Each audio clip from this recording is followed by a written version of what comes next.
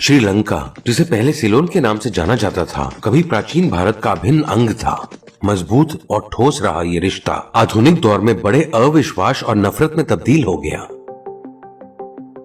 द्वितीय विश्व युद्ध के बाद जब ब्रिटेन ने भारत और श्रीलंका सहित एशियाई उपनिवेशों से अपनी वापसी की घोषणा की, तो वैश्विक समुदाय ने सोचा कि ये दोनों देश एक नया संघ बनाएंगे, लेकिन ऐसा नहीं हुआ।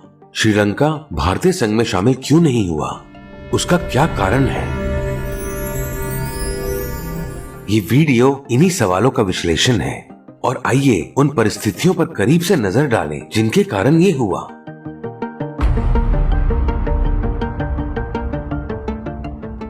मात्र 55 किलोमीटर दूर स्थित श्रीलंका का भारत के साथ अटूट संबंधों का एक लंबा इतिहास रहा है। इस विशेष मित्रता के कारण श्रीलंका दक्षिण भारत की सदियों पुरानी संस्कृति को आत्मसात करने में सफल रहा, जो पौराणिक कथाओं में भी निहित है। भारत के दक्षिणी भाग के सामाजिक रीति रिवाजों, भाषा शैली, खान पान की आदतें और पहनावा श्रीलंका में एक जैसा है, जो श्रीलंका को प्राय द्वीपीय भारत का लघु संस्करण बनाती है। दोनों देशों के बीच सांस्कृतिक बंधन तब और मजबूत हो गए जब महान सम्राट अशोक द्वारा 3री शताब्दी ईसा पूर्व में बौद्ध धर्म को भारत से लंका लाया गया था। इसके अलावा इसने एक धार्मिक और सांस्कृतिक समृद्धि का मार्ग प्रशस्त किया।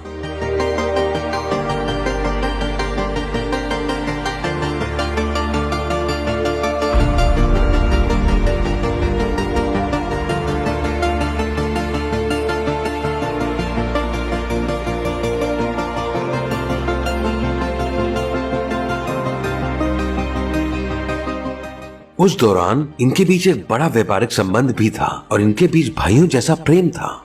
श्रीलंका पर भारत सभ्यता का प्रभाव।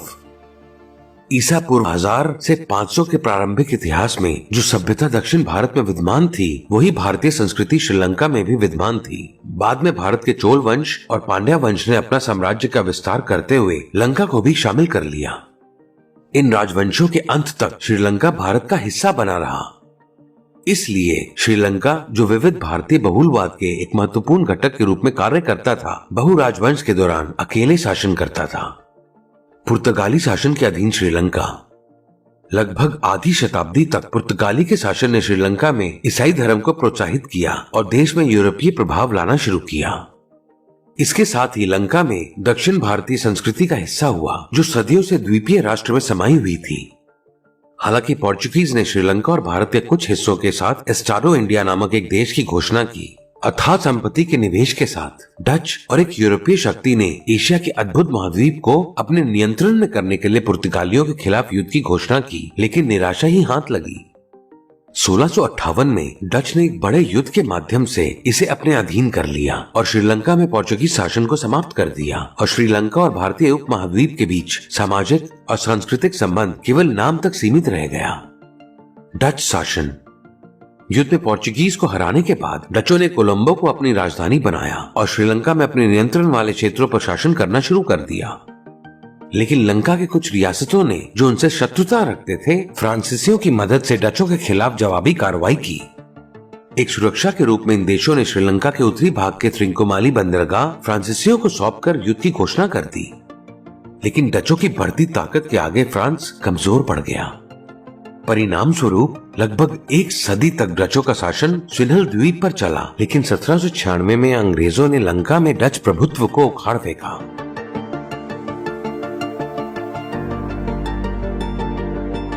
ब्रिटिश शासन के अधीन श्रीलंका। आधुनिक श्रीलंका के परिवर्तन का सबसे बड़ा कारण 3.5 शताब्दियों तक चली ब्रिटिश शासन है। इस समय ब्रिटेन लंका को भारत के साथ सहयोगी बनाने में अधिक रुचि रखता था। उसका कारण ये था कि विशाल भारत और श्रीलंका, जिसे सिलोन के नाम से जाना जाता था, एक ही समय में यूनियन जैक के शासन में थे। लेकिन उनका नियंत्रण ब्रिटिश भारत और ब्रिटिश सिलोन को अलग अलग देशों के रूप में शासन करना था। अतः 1976 से जब श्रीलंका का शासन प्रारंभ हुआ, तब अंग्रेजों ने वहां प्रत्येक राज्यपाल नियुक्त किया। ये ब्रिटिश भारत के नियंत्रण के बिना वहां सरकार की एक स्वतंत्र प्रणाली चलाने के लिए था। हालांकि श्रीलंका के लिए आवश्यक अधिकांश सामान भारत से आता था, जो ठीक उत्तर में स्थित है। इसलिए ब्रिटिश साम्राज्य के अधीन ये दोनों उपनिवेश बहुत घनिष्ठ संबंध में रहते थे। 19वीं शताब्दी में कैंडी को छोड़कर अन्य श्रीलंकाई क्षेत्रों में ब्रिटिश उपनिवेशवाद का विस्तार हुआ। पूरे श्रीलंका में कृषि अर्थव्यवस्था का उदय हुआ। इसने अंग्रेजों को लंका में काम करने के लिए भारत के दक्षिणी हिस्सों से हजारों लोगों को लाने के लिए प्रेरित किया। श्रीलंका में, जिसकी जलवायु उपमहाद्वीप भारत के समान है, अंग्रेजों ने सफलतापूर्वक रबर, चाय, कॉफी और कोको जैसी फसलों के बड़े बागान स्थापित किए। इसके साथ ही इन बागानों में काम करने के लिए बड़ी संख्या में तमिलों को मद्रास से लंका लाया गया, जो भारत का एक प्रांत था। यहाँ के जागीरदार अंग्रेजों ने भी ब्रिटिश सरकार से इन श्रमिकों को लंका में बसाने की अनुमति प्राप्त कर ली थी। लंका में, जहाँ स्थानीय पुरुष कठिन परिश्रम करने से हिचकिचाते थे, मद्रास और मालाबार से स्वस्थ पुरुष और महिलाएं अंग्रेजों के लाभ के रूप में काम करने के लिए लाए। बांटो और राज करो की रणनीति, जिसे सभी उपनिवेशों में सफलतापूर्वक लागू किया गया था, को नए आए तमिल और मालाबारी श्रमिकों और अधिकांश सिन्हली के ऊपर लागू किया गया। और इस तरह पहली बार लंका की धरती पर भारतीयों के प्रति घृणा के बीज बोए गए।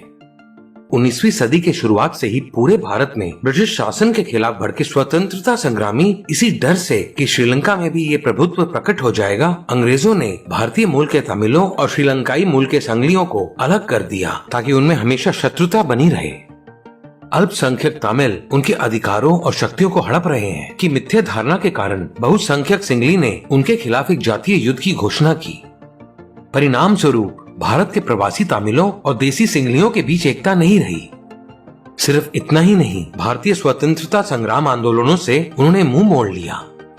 संक्षेप में, अंग्रेजों ने 20वीं शताब्दी के पूर्वार्ध तक चतुराई से जातीय कार्ड को भारत के लंका में होने वाले बड़े पैमाने में स्वतंत्रता आंदोलन को रोकने के लिए खेला।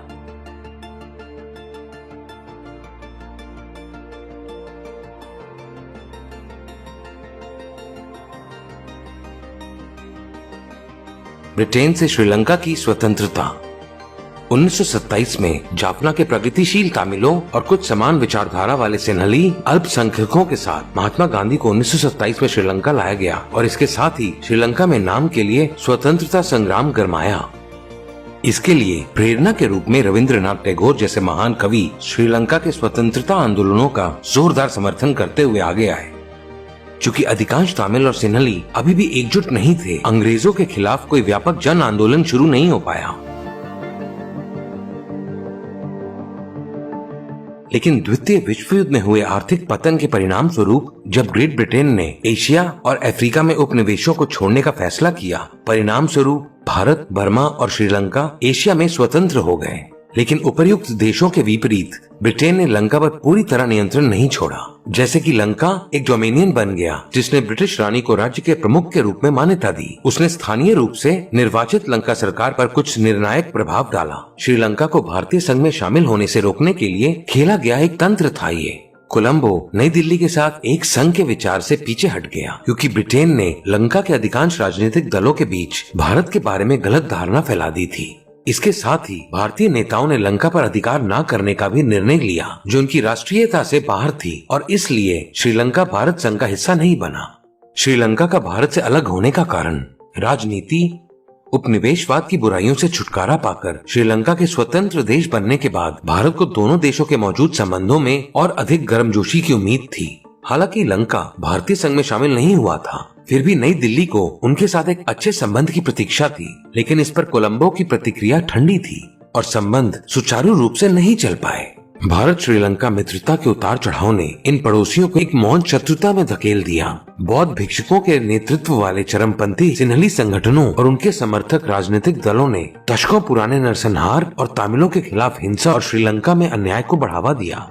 1950 के दशक से श्रीलंकाई तमिलों को राजनीतिक रूप से और 1970 के दशक से सैन्य रूप से संगठित करने का प्रयास नई दिल्ली ने किया। कोलंबो ने इस उकसावे को बहुत गंभीरता से लिया।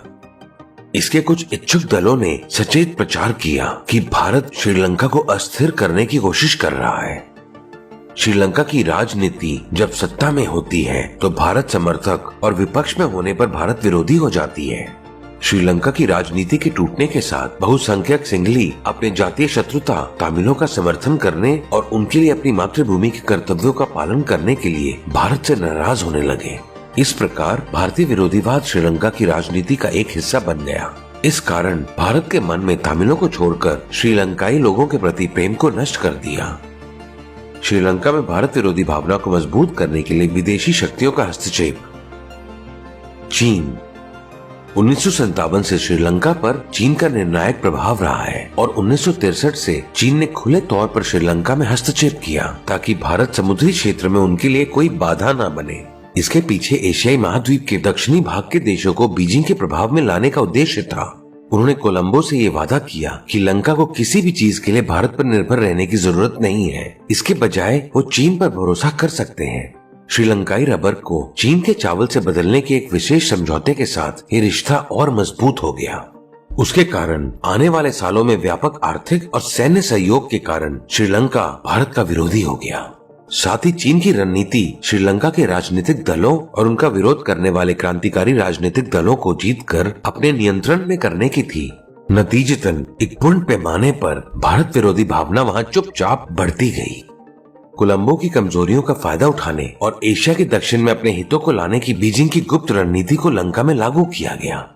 1948 में श्रीलंका के स्वतंत्र होने के बाद से पाकिस्तान के श्रीलंका के साथ घनिष्ठ संबंध रहे हैं और बाद में इस दोस्ती का इस्तेमाल उन्होंने अपने शाश्वत दुश्मन भारत के खिलाफ किया। कई वर्षों तक इस्लामाबाद ने लंका को पश्चिमी पाकिस्तान से पूर्वी पाकिस्तान तक एक समुद्री यातायात के लिए एक अड्डे के रूप में माना। इसके साथ ही ये भय फैलाकर कि भारत जो इस क्षेत्र की एक बड़ी शक्ति है, दक्षिण एशिया के छोटे देशों के लिए खतरा है, उन्होंने श्रीलंका को भारत विरोधी कदम उठाने के लिए उकसाया। इस प्रकार 1971 के बांग्लादेश युद्ध के दौरान पाकिस्तान ने कोलंबो में अपने सैन्य विमानों को ईंधन भरने की सुविधा हासिल कर ली और इतना ही नहीं, वहां से उन्होंने अपना सैन्य अभियान भी चलाया। बाद में 80 के दशक के मध्य से जब पाकिस्तान ने श्रीलंका को एक व्यापक खुफिया एजेंसी बनाने में मदद की तो दोनों देशों के बीच संबंध और गहरे हो गए। पाकिस्तानी जासूसी केंद्रों के आने के बाद भारत विरोधी गतिविधियां बहुत मजबूती से अंजाम दी जाने लगी। 1987-88 में जब लंका में दूसरी सशस्त्र क्रांति छिड़ गई तो पाकिस्तान ने अपने एक प्रमुख विपक्षी समूह और एक अन्य विद्रोही समूह तमिल इलम को वित्त पोषित करके नई दिल्ली के खिलाफ एक बड़ा अभियान चलाया। परिणाम स्वरूप पूरे श्रीलंका में एक मजबूत भारत विरोधी भावना फैल गई। इंडोनेशिया श्रीलंका संबंध 1952 में शुरू हुए। 1960 के बाद जकार्ता, जिसने कोलंबो के साथ घनिष्ठ मित्रता स्थापित की, ने भारत के साथ निकोबार द्वीप समूह विवाद के कारण श्रीलंका से सटे हिंद महासागर के कुछ हिस्सों में अपने नौसैनिक बलों को तैनात किया। इसके बाद इंडोनेशियाई नौसेना के भारी क्रूजर और पनडुब्बियां उस समय पूर्वी लंका के बंदरगाह बाटी कलोआ का नियमित दौरा करती थी। बाद में 1965 में भारत पाक युद्ध के दौरान इंडोनेशिया ने निकोबार द्वीप समूह को जब्त करने की योजना बनाई थी और इसके कार्यान्वयन के लिए लंका की मदद का अनुरोध किया था।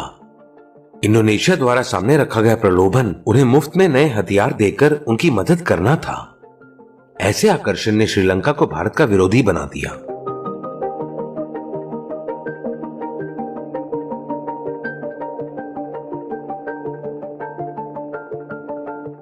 परिणाम स्वरूप उपर्युक्त बातों ने श्रीलंका को हमेशा अपने बड़े पड़ोसी देश भारत को शत्रु के पक्ष में रखने के लिए प्रेरित किया। काफी हद तक कोलंबो मजबूत सिन्हली राष्ट्रवाद और इसके साथ आने वाली जातीय घृणा से प्रभावित था। भारत जैसे विशाल देश से सिन्हली डरते थे। नई दिल्ली ने इस डर को खत्म करने की बहुत कोशिश की, लेकिन ये सब पानी में खींची गई लकीर की तरह निकला। श्रीलंका ने हमेशा के लिए भारत से मुंह मोड़ लिया। सच्चाई ये है कि लंका ने कई संकट स्थितियों में भारत के साथ बैठकर समाधान ढूंढने की कोशिश नहीं की, क्योंकि इस वास्तविकता को पूरा होने से रोकने के लिए बाहरी ताकतों ने समय समय पर हस्तक्षेप किया। इसलिए भारत भी उन्हें अपना हिस्सा बनाने की भावना खो बैठा। संक्षेप में भारत श्रीलंका संबंध बहुत सारे विश्वास और अविश्वास के बवंडर में फंसकर रह गया। तथ्य ये है कि ना तो भारत श्रीलंका को अपने साथ मिलाना चाहता था और न ही श्रीलंका भारत के साथ शामिल होना चाहता था।